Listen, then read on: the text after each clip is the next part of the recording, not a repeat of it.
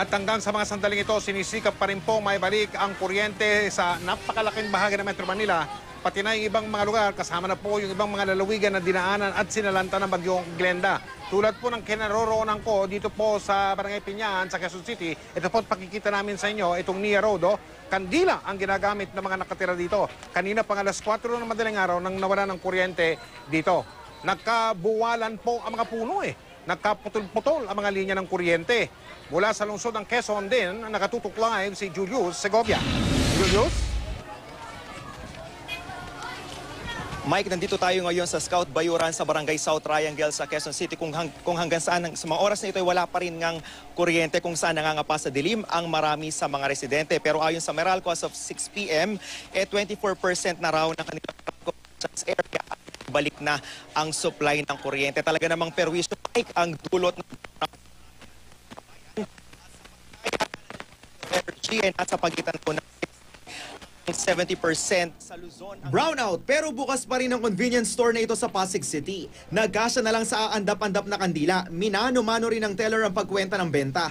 Sa Barangay Santa Lucia, may kuryente pa kaninang alas 6 ng umaga pero kusang pinatay ang circuit breaker para hindi na raw sila maaberya. Para walang sa kuryente, binaba ko. Kasi delikado yung nagbagsakan na yan. Mga nagtumba ang puno na sumabit sa mga kawad at poste ng kuryente ang dahilan ng brownout. Ayon sa Department of Energy, bukod sa Metro Manila, ang Southern Luzon nasa pulo rin ng brownout. Kaya walang kuryente sa Cavite, Laguna, Batangas, Rizal at Quezon. Usually it crosses from east to west and then it's gone. Not in this case. And that's why ang population affected is medyo malaki.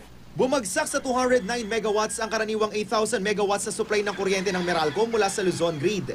Kaya umabot sa 90% ng Meralco customers ang walang kuryente. Walang plantang nasira ang bagyo, pero ang mga transmission line na dinaraanan ng kuryente mula sa mga power plant ang naapektuhan.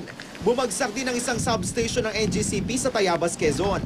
Wala pang datos ang Meralco at NGCP sa lawak at laki ng pinsalang dulot ng bagyong Glenda. Ang tiyak, kailangan nilang ayusin ang kanika-nilang mga pasalidad para maibalik agad ang supply ng kuryente. I hope lang to be a bit more patient. We're trying our very best to restore our facilities. We will make sure that we are able to communicate to you also either via radio or TV or even social media on updates.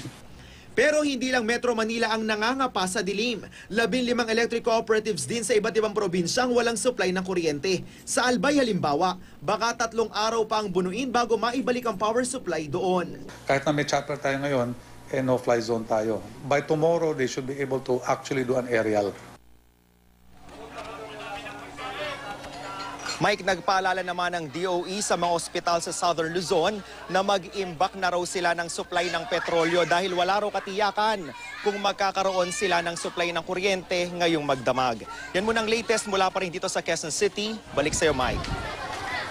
Maraming salamat, Julius Segovia.